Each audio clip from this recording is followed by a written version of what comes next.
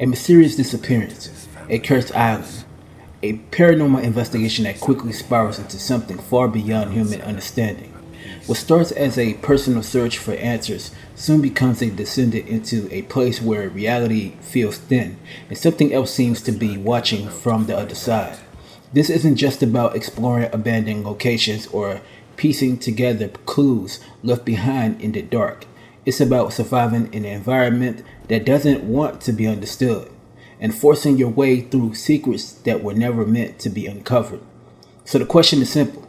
Does this paranormal horror experience deliver a memorable and immersive descendant into the unknown, or does it fall back or genre troubles that holds it back from reaching its full potential? Let's break it down, shall we?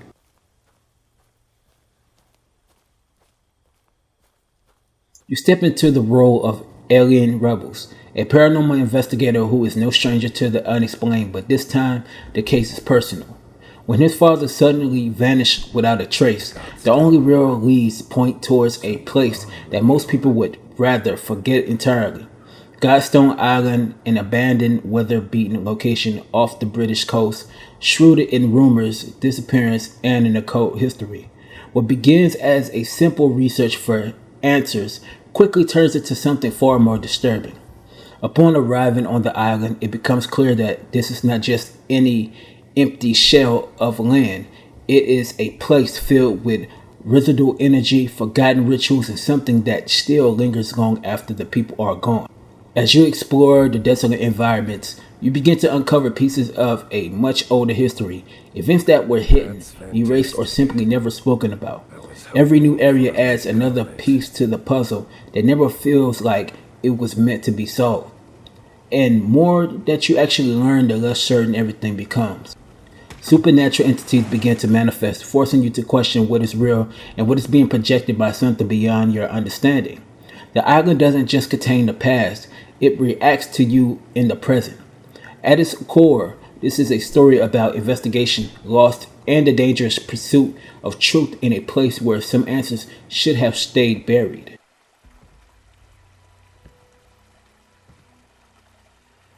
The presentation is one of the strongest elements here, carrying much of the game's atmosphere from start to finish.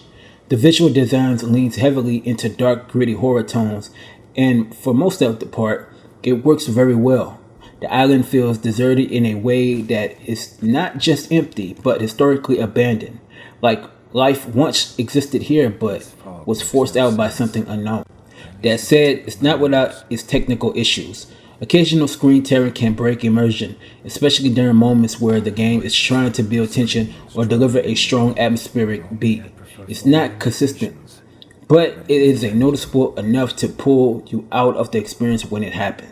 Sound design, however, does a lot of heavy lifting. Ambient noises, distant rumblings, wind, and subtle audio cues all work together to create a constant feeling of unease. Even when nothing is happening on screen, the audio makes you feel like something could happen at any moment. The music follows the same approach. It is heavy, moody, and purposely restricted, allowing silence and environmental sound to take center stage rather than overpowering the moment.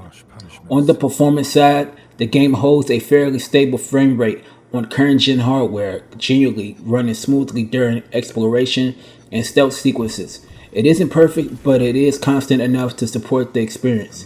Still, even with these strong elements, there is a sense that the presentation is doing more work than the core systems around it.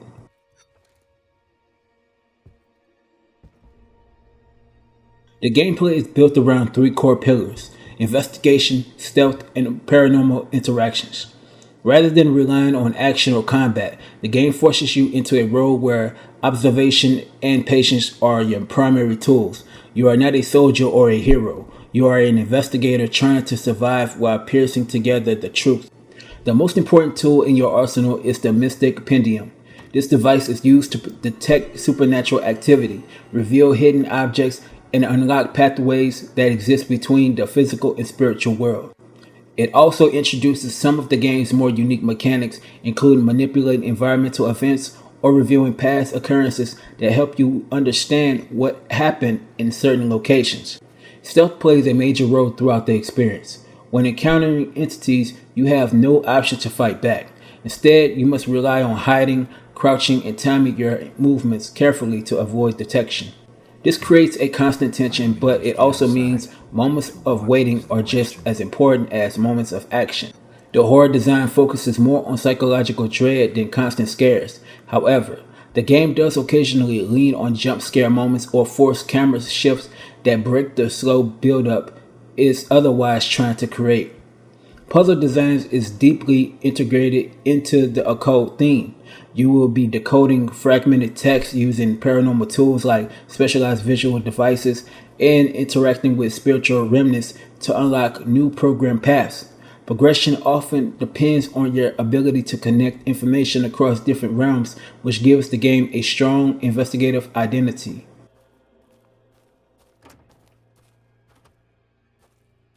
Despite its atmosphere and core concept, there are several issues that impact the overall experience. One of the biggest problems is the overuse of jump scares and scripted shock moments rather than relying fully on slow burn horror. The game sometimes forces disturbing images or camera lock moments, which can feel repetitive and less effective over time. Stealth gameplay also feels somewhat under-refined. Enemy encounters often rely on basic pattern awareness rather than intelligent behavior, which can make sections feel more tedious than intense. Pacing is another noticeable issue. Because a large portion of the game focuses on exploration and puzzle solving, there are extended sections where very little dramatic progression occurs, which can slow down momentum significantly. AI behavior also shows inconsistencies, with enemies occasionally getting stuck or failing to respond properly to player presence. These moments can break immersion, especially in a game that relies heavily on atmosphere. Technical issues such as frame drops, animation hiccups, and occasional control frictions also appear during busy sequences. While not constant, they are noticeable enough to affect flow. There are even occasional bugs such as broken interactions or invisible barriers that can interrupt progression until a reload is performed.